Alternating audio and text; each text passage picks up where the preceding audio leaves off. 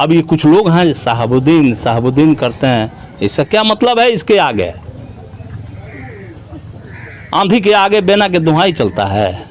ये वही लोग सवाल कर रहा है जो कल शहाबुद्दीन के पूंछ पकड़ करके माले को मारते थे और आज भाजपा के पिंड पकड़ करके माले को, गरीबों को मार रहे हैं। ये वही लोग हैं और फिर सवाल करते हैं। मुख्यमंत्री जब ये बात बोले तो उनको तो बोलना चाहिए था कि अनुसूचित जाति अनुसूचित जनजाति के लोगों पर अगर ऐसी घटना घटती है तो वैसे परिस्थिति में दोषी को हम कड़ी से कड़ी सजा देंगे। लेकिन वो सजा नहीं देने की बात कर रहे हैं, वो तो फ्री कर रहे हैं अपराधियों को, दबंगों को, कि वो तू मारो, जितना मारना है मार लो, हम नौकरी के बहाने इनको ठंडा कर लेंगे। हमने तो आपको बता दिया कि 2 साल मेरा समय जेल में बीता। 2 साल ही मौका मिला जो मैंने निकल करके काम किया।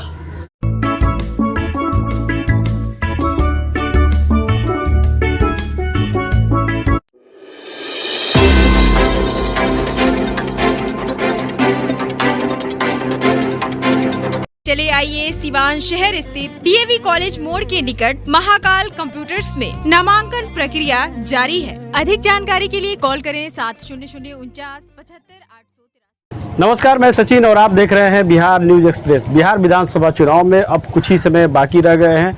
ऐसे में जो भी विधायक हैं, भावी प्रत्याशी हैं, वो लगातार जनता के बीच जा रहे हैं, जनसंपर्क कर रहे हैं और लोगों से अपने समर्थन में वोट करने की अपील कर रहे हैं। बिहार न्यूज एक्सप्रेस की टीम दरौली विधानसभा पर पहुंची है, जहां भाकपा माले के विधायक सत्यदेव राम जी हैं। हम इनसे बात करेंगे जो लगातार जनसंपर्क कर रहे हैं और शिलान्यास कर रहे हैं। सबसे पहले सत्यदेव राम जी विधायक जी का बिहार न्यूज एक्सप्रेस में स्वागत है सर। आपके 5 साल पूरे होने जा रहे हैं। इन 5 सालों में अपने दरौली विधानसभा के लिए क्या काम किए हैं, जनता जानना चाहेगी।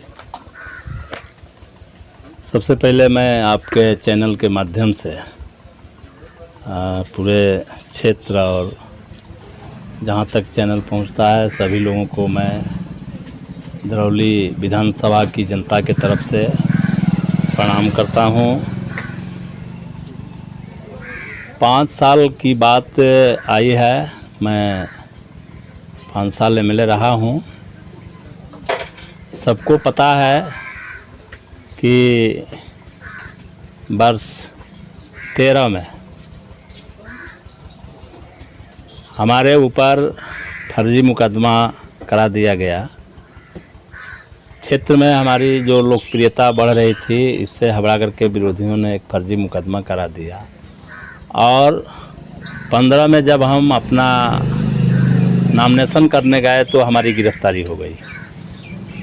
2 साल तक मैं जेलों में बंद था। जेल से निकलने के बाद मेरे सामने एक सवाल था। पहले जब कभी चुनाव आता था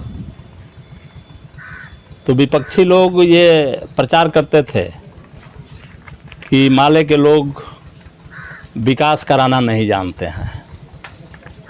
इसलिए मैंने विकास के काम में लग गया और योजनाओं की स्वीकृति लेने लगा। 2 साल तक मैं बड़े पैमाने पर योजनाओं की स्वीकृति लिया। सबसे पहला मैं सरयू नदी में जो यूपी सरकार के द्वारा स्वीकृत पुल था, जो वापस हो गया था, मैंने उसको फिर से लाया और बिहार सरकार से एनओसी लिया और पुल का काम आज जारी है। दूसरा हमने देखा कि तियर बगल में है। तियर अंदर जो रोड है वो ग्रामीण रोड थी, आरडब्ल्यूडी की रोड थी और हमेशा लोगों को काफ़ी परेशानी का सामना करना पड़ता था। उसको हमने लिया और उस रोड को सर्वप्रथम पीडब्ल्यूडी में स्थानांतरित करवाया और तब पीडब्ल्यूडी से उसको स्वीकृत करवा करके आज वो काम जारी है। आप याद करेंगे या लोगों से जानकारी ले लेंगे कि आज 27 वर्ष पहले तत्कालीन मुख्यमंत्री लालू यादव जी दोन में एक रेफरल हॉस्पिटल का शिलान्यास किए थे और उसके कुछ भाग भवन भी बन गया, लेकिन वो हॉस्पिटल कार्यरत नहीं हो सका। वो तब से 27 वर्ष से वो यहाँ तक लोग कहते थे कि उसमें गधे रहते हैं। हम जब जेल से निकले तो उसके टुकड़े टुकड़े जो कागज़ जहाँ तहाँ, कहीं ठेकेदार के यहाँ, कहीं वो ज़मीनदाता के यहाँ।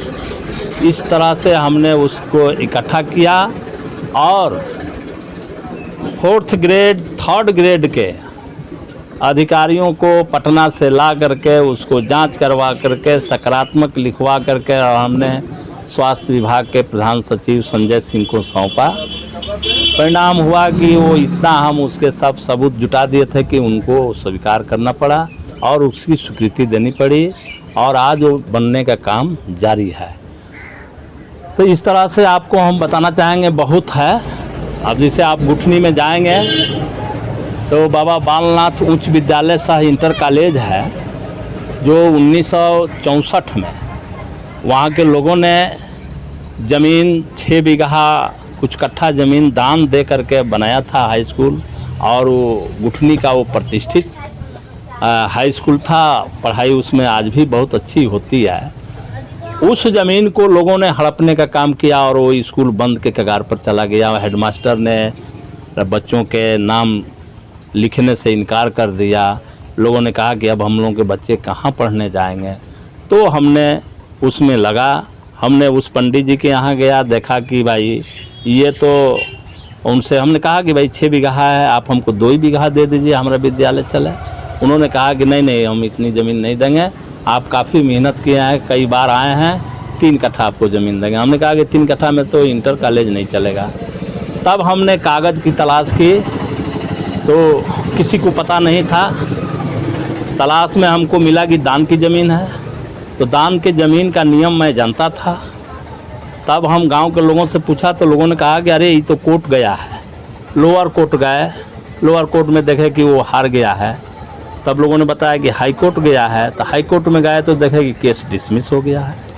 वो सारे कागजात को जुटाए और लोकल प्रशासन, जिला प्रशासन को वहाँ बुला करके, और मैंने पूछा, बताइए ये कागज़ पढ़ के आप लोग हमको समझाइए, मैं पढ़े लिखे आदमी नहीं हूँ। तो सीओ ने कहा कि सर ये तो विद्यालय की ज़मीन है और इस पर विद्यालय का काम होना चाहिए। हम क्यों तब आप लोग दौड़ते हैं लाठी लेकर जब यहाँ निर्माण का काम होता है। तो अपने फंड से 60 लाख रुपया दे करके उसको घेरवाने का काम शुरू करवा दिए उसी समय।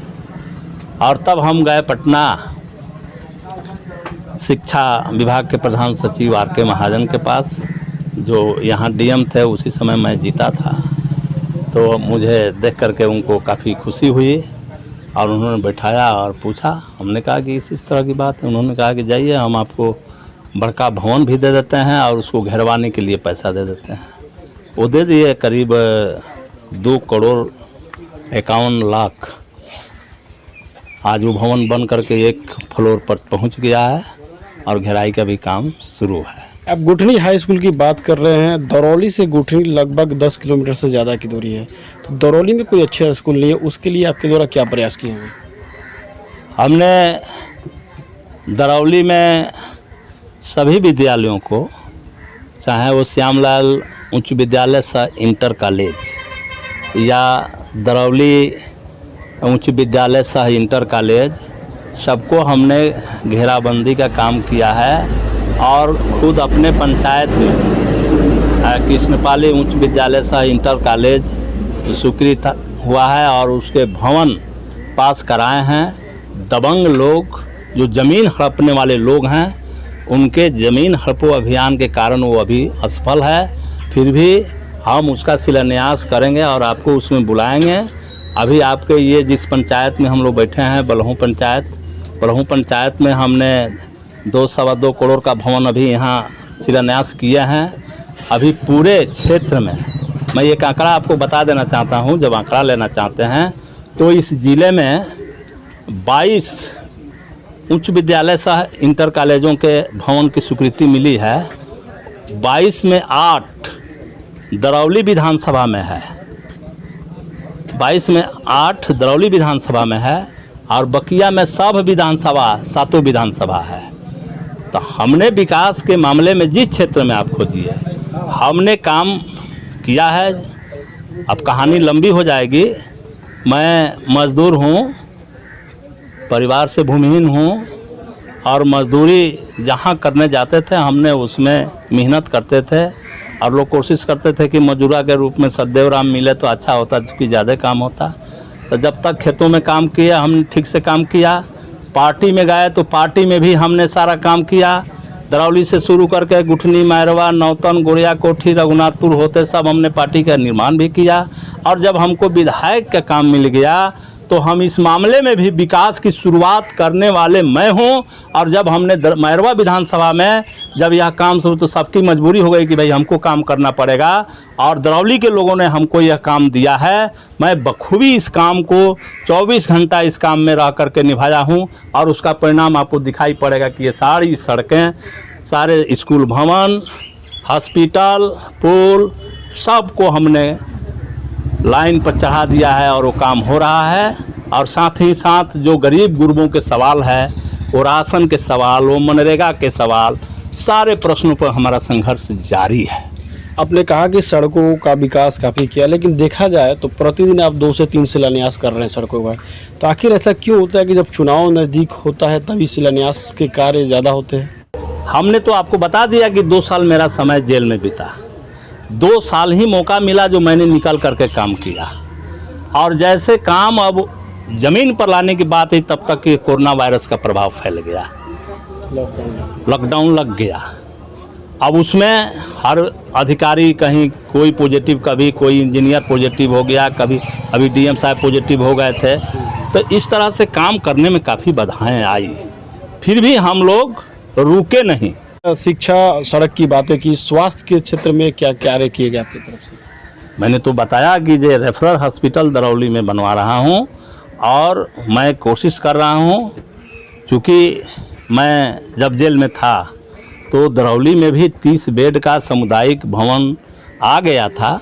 लेकिन जो यहाँ के सांसद थे, हमारे पहले जो एमएलए थे, जो विधान परिषद मंगल पांडे जी थे, और ये सारे लोग कोई उस पर नज़र नहीं रखा और वो वापस हो गया। तो मैं अब कोशिश कर रहा हूँ कि जैसे उसको शुरू करता हूँ तो इसको भी सामुदायिक स्वास्थ्य केंद्र भवन बनाएंगे, 30 बेड का हॉस्पिटल। और इसको लेकर के मैं डॉक्टर वगैरह और दवा का ये व्यवस्था, मुझे समय ही कम मिला है। अब हम फिर लोगों से अपील कर रहे हैं कि आपने जो समय दिया, मैं जेल में था तब आपने ये जिता दिया, तो जो समय मिला हम आपका काम किए हैं और अब समय मिलेगा। हाथ जोड़ करके लोगों से हमने यही आग्रह किया है कि ये भी एक बार और इसको एक्सटेंशन देने की ज़रूरत है। एक बार लोग अगर ये समर्थन दे देते हैं तो मैं आपको बता दे रहा हूँ कि अब ये छोटी छोटी सवालों पर बहस नहीं होगी, अब बहस के स्तर को ऊंचा करेंगे। और आप भी आएंगे तो हमसे पूछेंगे, उस समय हमको भी अच्छा लगेगा कि यहाँ कौन कॉलेज क्यों नहीं खुला। हमारे तमाम छात्र नौजवानों के शिक्षा के लिए यहाँ डिग्री कॉलेज होनी चाहिए, यहाँ पॉलिटेक्निक कॉलेज होने चाहिए। मैं वहाँ अब बहस को ले जाना चाहता हूँ। कृषि के विकास के लिए कृषि की कुछ वैसी परियोजनाएं हों जो कृषि का विकास हो सके, इसके लिए अब बहस हम करना चाहते हैं। अब बहस हम करना ये नहीं चाहते हैं कि आज भी हम एक नली और गली के लिए तरस रहे हैं, इसको ख़त्म करेंगे। ये मौका मिलता है तो यह बहस के स्तर को ऊंचा करेंगे और तब लोग देखेगा। 2 रोज पूर्व एक एक्सीडेंट में 2 लोगों की मौत हो गई थी तियाय नहर पे। लोगों में काफ़ी आक्रोश था कि उस नहर को बाउंड्री कराने के लिए काफ़ी दिनों से कहा जा रहा था। लोग काफ़ी आक्रोशित नज़र आ रहे थे। कल रात की बात है, कल रात की बात है। रात में वो मोटरसाइकिल से लोग जा रहे थे और वो जा कर के टकरा गए स्वयं, और वो लोग नहर में गिर गए। मोटरसाइकिल बाहर रह गया, वो लोग पानी में चले गए। चोट काफ़ी लग गया था और पानी तो उतना नहीं है, लेकिन जब बेहोश हालत में थे तो डूबने का ही सवाल है। और इस तरह से उन लोगों के प्राण निकल गया और कुछ बॉडी दह करके आगे भी चला गया। तो ये घटनाएं घटी है और वो दुखद है, और उस पर हम उस पीड़ित परिवार के प्रति अपना संवेदना व्यक्त करते हैं। साथ ही साथ ये सरकार से सीधे तौर पर कहना चाहते हैं कि दोनों पीड़ित परिवारों को तत्काल 10-10 लाख रुपया सरकार दे। और जहाँ तक बात आपकी रही बाउंड्री वगैरह की, तो ये मेरे सामने नहीं आया था। अब मैं वहाँ पहुँच करके उसका जांच करूँगा, देखूँगा। ऐसी बात मेरे सामने आई नहीं थी। अब वो लोग उठाए होंगे, अब किसके सामने उठाए थे वो तो मुझे पता नहीं है। नीतीश कुमार ने एक नया कानून पास करने की बातें कही हैं, जिसमें इन्होंने ये बातें कही हैं कि अगर किसी भी दलित की हत्या होती है तो उसके परिजनों को सरकारी नौकरी दी जाएगी। इससे कितना आप संतुष्ट हैं, कितना नियम ये सही है? 4 सितंबर को अनुसूचित जाति अनुसूचित जनजाति अत्याचार निवारण कानून के तहत एक निगरानी समिति बनी है, उसी की मीटिंग थी और उस मीटिंग में मैं मौजूद था। बिहार के लगभग अनुसूचित जाति से जितने विधायक एमपी हैं वो सब लोग मौजूद थे। उसमें नीतीश जी भी मौजूद थे और उनके पदाधिकारी भी मौजूद थे। ये सवाल रखा गया था दलितों के माने अनुसूचित जाति अनुसूचित जनजाति के लोगों के सुरक्षा के सवाल रखा गया था और उनके राशन कार्ड के भी सवाल रखा गया था और उनको बसने की ज़मीन देने की बात रखी गई थी और ये सब सुरक्षात्मक बात रखी गई थी। तो उसमें हर लोग अपनी बात रखे। हमारी भी पारी आई, हमने भी कहा। हमने उस बैठक का तो सराहना की लेकिन समय की आलोचना की। हमने कहा कि आपके इस शासन में दलितों पर हो रहा अत्याचार और वो जा रहा है थाने में तो वो तो FIR उसका नहीं होता है और कहीं से किसी तरह से FIR हो गया तो उन अत्याचारियों पर दबंगों पर कोई कार्रवाई नहीं हो रही है। ये आपके शासन का जो है रिजल्ट है। बहुत सारी बातें हमने भी की। हमने कहा कि आपसे बार बार हम कहते रहे असेंबली में कि अभी बहुत सारे गरीब हैं, अनुसूचित जाति में भी हैं, सब तरह के सभी लोगों के बसने के लिए 5 डिसमिल ज़मीन का आप व्यवस्था करें। तो आप कहते हैं कि ये ज़मीन कहाँ है बिहार में? ये बकवास आप लोग करते हैं। नीतीश जी का शब्द है। हमने कहा कि ये बकवास नहीं है। भूमि सुधार आयोग आपने बनाया था डी बंदोपाध्याय के नेतृत्व में और आयोग ने कह दिया कि 21 लाख एकड़ ज़मीन बिहार में सरकारी है और सरकार जब चाहे तब इस ज़मीन को गरीबों में बांट सकती है। अगर बांट दे तो एक भी गरीब ऐसा नहीं रहेगा जिसके पास 10 कट्ठा ज़मीन न रहे। तो ये डी बंदोपाध्याय का अनुशंसा है, लेकिन आपने तो लागू नहीं किया। तो बहुत सारी बातें हमने की और हमने कहा कि यह गरीबों के साथ धोखा है। मीटिंग समाप्ति के बाद उन्होंने बयान दिया अखबार में कि अनुसूचित जाति अनुसूचित जनजाति के लोगों की हत्या होगी तो उनके परिवार के एक सदस्य को एक नौकरी देंगे। मैं इस भर्सन का, मैं इस आह्वान और घोषणा का कड़ी निंदा करता हूं और यह जन विरोधी और दलित विरोधी ये बयान है। इसलिए कि मुख्यमंत्री जब ये बात बोले तो उनको तो बोलना चाहिए था कि अनुसूचित जाति अनुसूचित जनजाति के लोगों पर अगर ऐसी घटना घटती है तो वैसे परिस्थिति में दोषी को हम कड़ी से कड़ी सज़ा देंगे। लेकिन वो सज़ा नहीं देने की बात कर रहे हैं। वो तो फ्री कर रहे हैं अपराधियों को, दबंगों को कि वो तू मारो, जितना मारना है मार लो, हम नौकरी के बहाने इनको ठंडा कर लेंगे।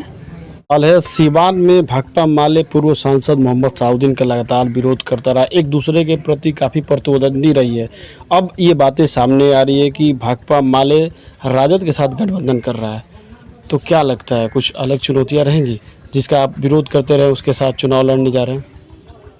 देखिए, बात कई किस्म की है। अब मान लीजिए कि कल हमको किसी से दुश्मनी है, कल की दुश्मनी है और उस दुश्मनी के लेकर के हम चल रहे हैं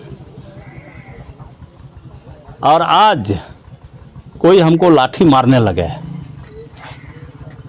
तो हम प्रेम से बोलेंगे कि नहीं, तो हमारी दुश्मनी उनसे है, आप जितना लाठी मारना है मार लीजिए, आगे हम इसका मुकाबला करेंगे। शहाबुद्दीन के उस अपराध के खिलाफ मैंने लड़ाई हो रही थी, चला, और उसमें जो होना था हो भी गया, हम उसमें सफल भी हुए, इसमें कोई दो राय है। लेकिन हम उस बात को इसलिए कह रहे हैं कि अभी जो हमको पीटा जा रहा है, ये बजरंग दल घेर करके मार रहा है, मॉब लिंचिंग कर रहा है, हमारा संविधान को ख़त्म किया जा रहा है, लोकतंत्र पर जो है खतरा बढ़ गया है, तो अभी समय शहाबुद्दीन दिखाई पड़ता है कि हमको अभी हम एक भारतीय नागरिक हैं और हमारा पहला कर्तव्य है संविधान को बचाना, हमारा पहला कर्तव्य है लोकतंत्र को बचाना, पहला कर्तव्य है देश को बचाना, और हम इसके लिए तमाम लोकतांत्रिक शक्तियों को एकजुट करके और हम इस संविधान विरोधी लोग को, लोकतंत्र विरोधी लोग को यहाँ से खत्म करना चाहते हैं। ये सवाल आज है। अब लोग समझ में नहीं है और वो कहाँ कहाँ जा कर के सोचने लगते हैं, लेकिन आज तो ये सवाल संविधान का है। संविधान नहीं, ये सरकार संविधान में नहीं मान रही है। अब ये ना फैसला किया है कि जिनका उम्र 50 बरस हो गया, नौकरी में है, तो वो अब छोड़ दें। वो तो नौकरी संविधान के तहत उनको 60-62 बरस निर्धारित किया गया है, अब वो कह रहे हैं कि छोड़ देते। इसका मतलब कि वो संविधान नहीं मानते हैं। अब ये कुछ लोग हैं शहाबुद्दीन करते हैं, इसका क्या मतलब है? इसके आगे आंधी के आगे बेना के दुहाई चलता है, आंधी को अब बेना से लौटा देंगे। ये कौन लोग सवाल कर रहा है? ये वही लोग सवाल कर रहा है जो कल शहाबुद्दीन के पूंछ पकड़ करके माले को मारते थे और आज भाजपा के पिंड पकड़ करके माले को, गरीबों को मार रहे हैं। ये वही लोग हैं और फिर सवाल करते हैं। नहीं तो उनका तो इतिहास मेरे पास है, वही लोगों ने मारा। शहाबुद्दीन की हिम्मत कहाँ थी? सब बड़े लोग उनका सहयोग करके और गांव के गरीबों को मारने और पीटने का काम किया, और जो गरीब के आवाज बनता था उसको नेता के रूप में मारने का काम किया। ये सारे वही लोग हैं। इसलिए हमारा यह मिशन सही है। एक अहम सवाल है कि कोरोना काल में लाखों की संख्या में प्रवासी मजदूर बिहार में आए और उनके रोज़गार की समस्या उत्पन्न हो गई है। ऐसे में बिहार सरकार जो है, नीतीश कुमार 15 साल से है, लेकिन इस बार वे रोज़गार के मुद्दे पे चुनाव लड़ने के लिए आ रही है। तो 15 साल की जब नीतीश सरकार के हो गए, जब भी चुनाव में सिवान आते थे, सिवान की जितनी मिलें हैं उन्होंने खुलवाने के लिए कई बार उन्होंने मन से ये घोषणा भी की, लेकिन आज तक वो मिलें नहीं खुली। तो इस बार रोज़गार के मुद्दे पे चुनाव लड़ने की बातें कर रहे हैं। उनके सारे जितने भी एनडीए के नेता हैं सब रोज़गार की बातें कर रहे हैं। तो क्या 15 सालों में रोज़गार के मामले में नीतीश सरकार फ्लॉप रही? नहीं, वो तो मजबूरी में बोल रहे हैं ऐसा। आपको पता है कि जब कोरोना वायरस आया तो केंद्र की सरकार ने ट्रंप की सेवा में लगी रही, विदेशियों की सेवा में लगी रही, और देश में कोरोना वायरस फैलता रहा। और जब इसकी अब देखें कि कंट्रोल से बाहर हो गया तो उन्होंने एकाएक लॉकडाउन की घोषणा कर दी। उनको क्या ये पता नहीं था कि एक राज्य से दूसरे राज्य में लाखों लाख गरीब मजदूर जा कर के और किसी फैक्ट्री में, किसी दुकान पर किसी तरह के रोज़गार करता है और जीविका चलाता है। ये सरकार को पता नहीं थी, लेकिन सरकारी गरीब विरोधी है और उसने एकाएक लॉकडाउन कर दिया। अब वो लाखों लाख लोग, उनका तो रोज़गार ख़त्म हो गया।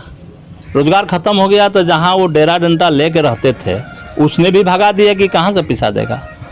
अब वो कहाँ जाए? ये लाखों लोग हज़ारों किलोमीटर पैदल चल के बिहार भागना शुरू किए।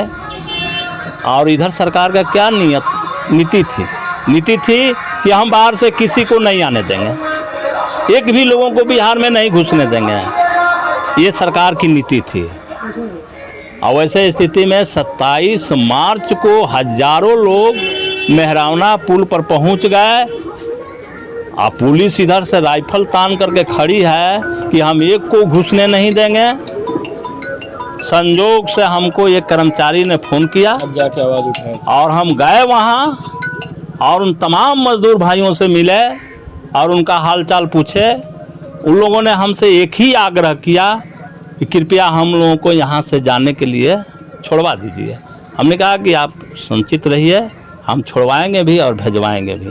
हमने आकर के इधर देखे प्रशासन लगा हुआ था, हमने पूछा क्या है भाई? तो हम लोगों को लिखित आदेश है, एक भी लोगों को नहीं आने देना। हमने ये लिखित हो गया है। तो हाँ, हमने कहा कि ये काम करिए, 10 मिनट का टाइम देते हैं आपको, एक और लिखित आदेश लीजिए, कारण कि बिना लिखित आदेश के वो काम आप नहीं करेंगे। सत्यवराम पर तो गोली बिना लिखित आदेश के आप चलाएंगे नहीं, इसलिए जा कर के लिखित आदेश ले लीजिए कि सत्यवराम को भी गोली मारना है। इसलिए कि हम बिहार सरकार के इस फैसले को, बॉर्डर सील को तोड़ूंगा। 10 मिनट में आप लीजिए सरकार से अनुमति मारने का, जाइए, हम 10 मिनट आपको टाइम दे देते हैं। 10 मिनट बाद जब हमने पूछा, कोई नहीं बोल रहा था, हमने तोड़ दिया सरकार के बॉर्डर सील को और सारे लोगों को, सारे हारे थके भूखे मजदूरों को आरबीटी कॉलेज लाया और वहाँ हमारे पास जो सुविधा थी 10 बोरा चिवड़ा मीठा मंगवाए, खिलाए और हाथ जोड़ करके निवेदन किए कि भाई आराम आप लोग करिए, कल हम आपका इंतज़ाम करेंगे। तब तक फिर वहाँ लोग और आ गए, आने का सिलसिला शुरू हो गया था। सुबह जब हम वहाँ गए, आप लोग पहुँचे, मीडिया के लोग पहुँचे और हमने मीडिया के माध्यम से कहा, नीतीश बाबू से कहा कि आपका वो फैसला गलत है, जो बिहार में कोई नहीं आवेगा, आप फैसला को बदल दीजिए और आने वाले सभी बिहारी भाइयों को, मजदूरों को उनके गृह जिला भेजने का तत्काल हमको यहाँ 100 बस भेजिए, ये नीति बनाइए। ये खबर गई और उनको 4 घंटा के बाद बस भेजना पड़ा और वहाँ 76 बसें आई और हमने उस बस से लोगों को कुछ खिला पिला करके और गृह जिला भेजना शुरू किया और ये सिलसिला आपको चलते रहा 12 तक चलाइए और 12 तक हम उस घड़ी में आपको मेहरावना पुल पर रहे।